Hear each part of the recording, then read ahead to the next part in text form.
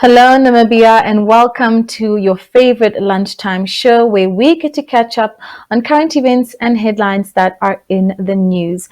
I am your host, Priska Anyolo, and you are watching NMH at 1, and welcome to today's spring edition of NMH at 1.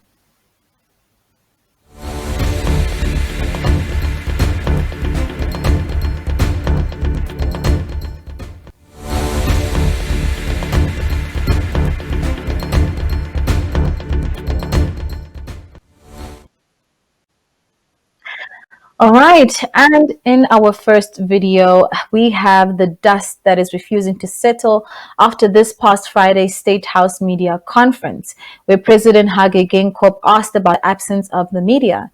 His presidential media team has come under fire for an invite which stated that media should rather follow the proceedings via social media platforms.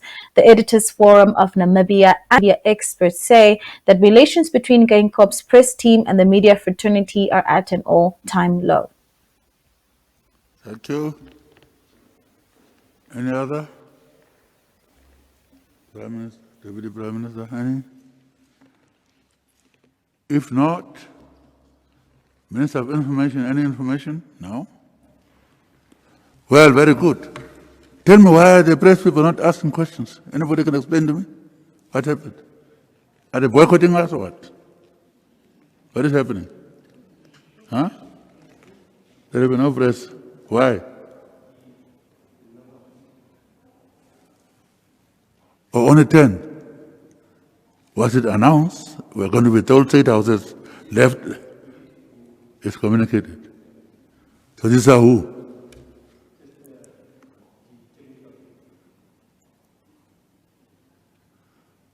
So press is left out through consensus. I hope we don't read anything tomorrow. Thank you very much. I have this. In that case, we come to the end.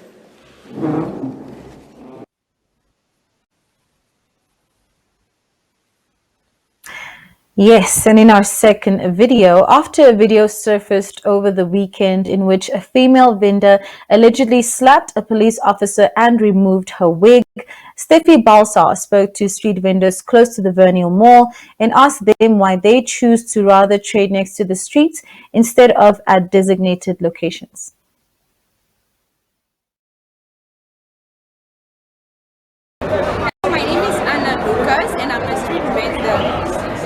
As you can see here, we are selling here, but there is no customer at all, and that's why most of the time we usually go to this side of like town, this side of Pep and other sites to go sell, because here customers are very difficult to get. That's why we tend to move that side and go sell that side, like in the street itself, because most of people don't know about this market that is here. So usually when we are there, people can see us more easier than when we are here, like there is hardly no customer. And that's why we prefer going in the streets to be more closer to the people, because there is more movement than here.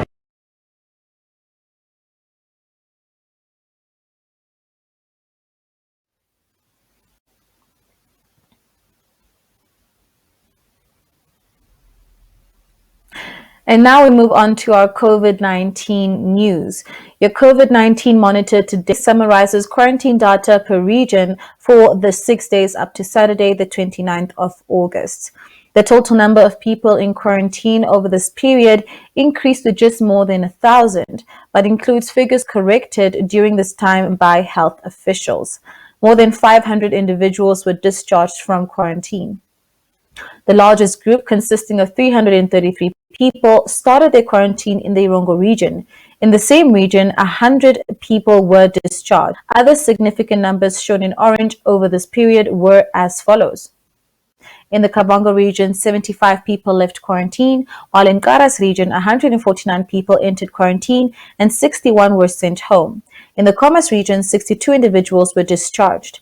Windhoek has the second largest group in quarantine, consisting of 315 people. 72 people entered quarantine in Omaheke and 59 in Oshodonjupa. In the Oshikoto region, numbers swelled significantly, with 264 new entries into quarantine and 86 discharges. Oshikoto now has the largest quarantine number, surpassing the Karas region. That is it for our COVID news for today, but I'll be right back with more of our video inserts, so please stay tuned and enjoy a quick ad break. It's so easy when you smile, when you hold my hand and say, I love you, baby. I love all golden.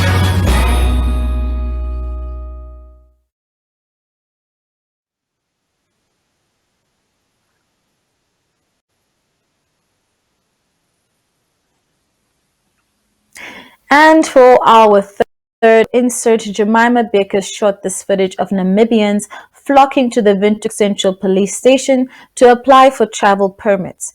Movements to and from the capital city, Okanya, and Rehoboth is still prohibited during stage 3 of the COVID-19 state of emergency regulations. Do take a look.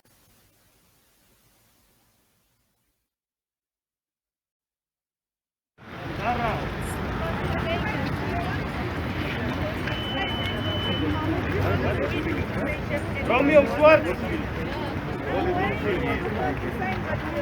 Mario Swart.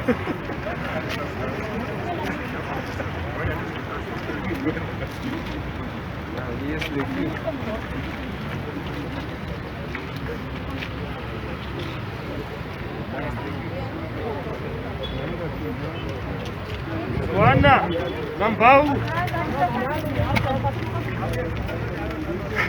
Aini pen, Sibute. Laka Tino, Sibute. Hukum no? Hukum. Hukum. Radio ka?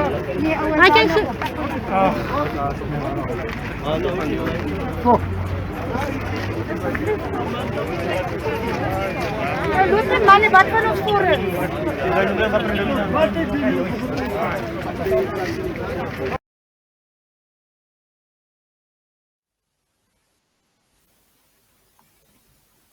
And in our final video clip for the day, Leandria Lowe talks to Estelle Ackerman and Sister Eleanor Janssen about the new 40-bed COVID-19 isolation facility at the Welwitschia Hospital in Walvis Bay.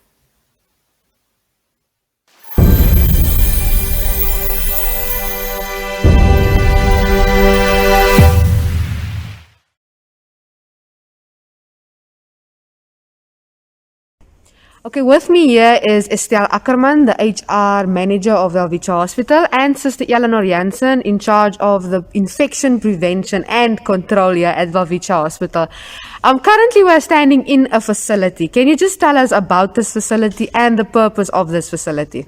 So this is the mobile COVID ward that Welwitschia Hospital set up. We started on the 15th of July and we finished by within 4 weeks' time, so by the 15th of August.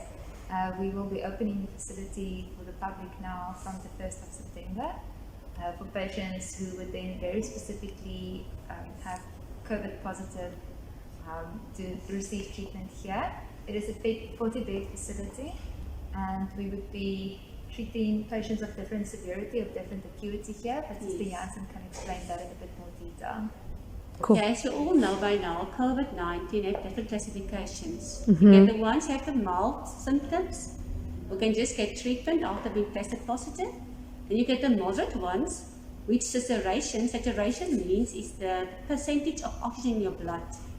The criteria for us is everybody whose saturation is below 94%, we consider as a moderate patient. So this facility will cater then for that moderate patient who needs oxygen to survive and to improve his whole condition. In this facility, we can cater up to 15 liters per minute on a nasal cannula or on a high flow CPAP. As soon as the patient needs more critical care, it will just be transferred on a bed to our COVID ICU, which is just next door, where they can be sedated and even be cared for as a high care or as a critical patient on a ventilator.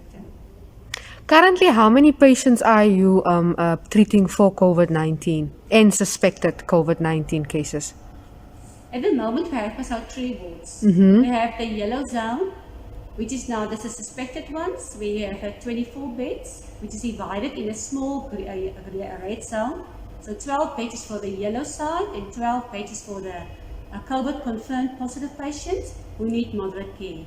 And that 12 beds will be moving now to this side from the 1st September. So we can cater in here on this side for them. And next door we have the COVID ICU, which have 9 beds, where we can ventilate our patients and we can give them the high care need they're supposed to get. And then just finally, a message from both of you concerning for the community concerning COVID-19. From my side, as a nurse being involved with COVID since March, it's heartbroken to see that some people are still so ignorant against this COVID-19 novel virus. COVID-19 is a reality, people. We can't mess around with it.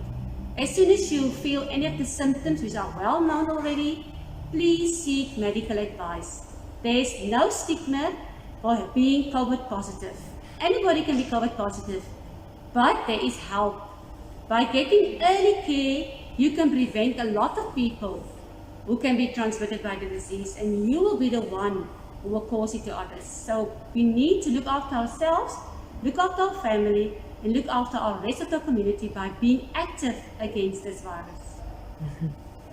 And I think maybe to just add to what Sister Janssen has also said, I think Valvicha Hospital has really also taken that responsibility and really proactively trying to see how we can assist not only our local community, the Walvis Bay community, but also the rest of the Ronga region, and should it come to it, the rest of Namibia.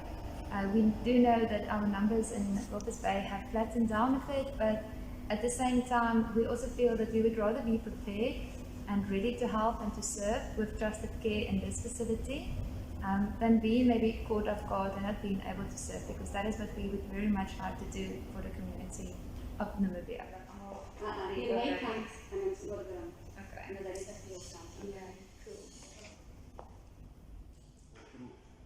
When you're dealing with the patients of COVID or suspected COVID.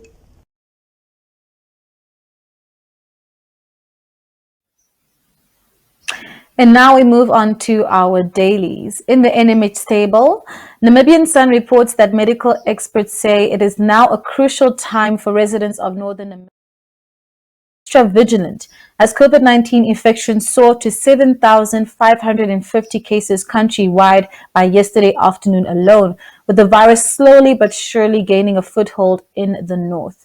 Oshakati State Hospital Medical Superintendent Dr. Corbinian Vizcaya Amutenya warned that the Oshana region could be the country's next epicenter after Walvis Bay and Windhoek. Republican reports on the pain and anguish of a Rehoboth family that has lost 2 of its members to COVID-19 within days. An uncertain future now stares the family in the face. Allgemeine Zeitung hones in on the plight of vendors in Windhoek, who say that the customer numbers are dwindling while they are still required to pay full rent to the city. The Namibian reports that the state-owned Fish Corps paid former Fisheries Minister Bernard Esau's technical advisor Stephen Beatty about $2 million Namibian between 2016 and 2018 in a series of transfers being probed by the Anti-Corruption Commission. New Era reports that government has received the first batch of an antiviral drug that has been globally touted as an effective treatment for severe COVID-19 patients. We are still in the midst of our dailies, but we'll be right back, and you can enjoy a quick ad break in the meantime.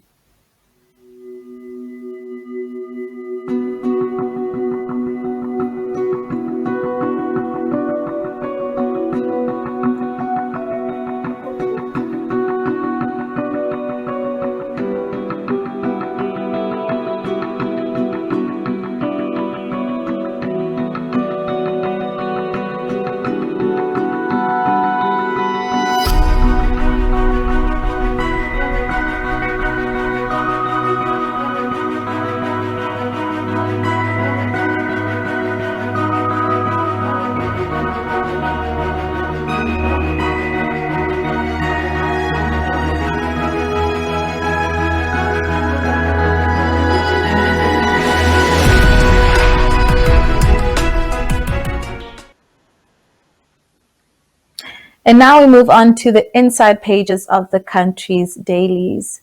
The Namibian Sun reports that in an attempt to recover 200 million Namibian dollars owed by defaulters, the strapped Rundu Town Council has appointed Red Force Debt Management to do its debt collection for the next 3 years. Republican reports on the arrival of spring today, with weather experts saying that rain predictions look promising, especially for the south of the country. The Namibian reports that former Prime Minister Na Sangula says the decision by government to sell fishing quotas to the highest bidder on the open market was not wrong. Allgemeine Zeitung reports that Germany has made funds available for human rights projects in Namibia. The deadline for applications is the 10th of September, and the funding available is 70,000 euros per project. New Era reports that the state wants to send a farm worker to jail for at least 32 years after he pleaded guilty to killing his girlfriend on the 4th of September 2018 in the Gobabis district. And now for another quick ad break, and I'll be right back with some more news. Do stay tuned.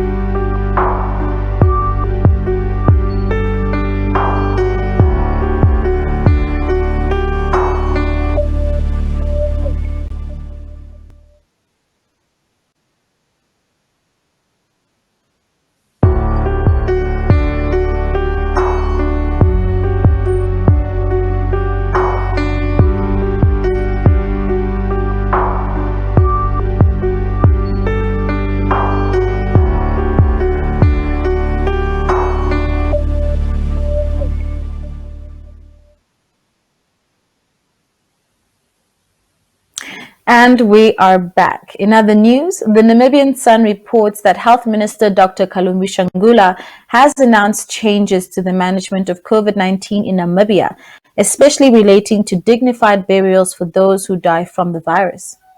And Republican reports that the finalists for the accommodation category of the Responsible Tourism Awards have been announced. They are Gondwana Canyon Village, Wilderness Safaris Hoaneb Skeleton Coast Camp, and Huab Under Canvas.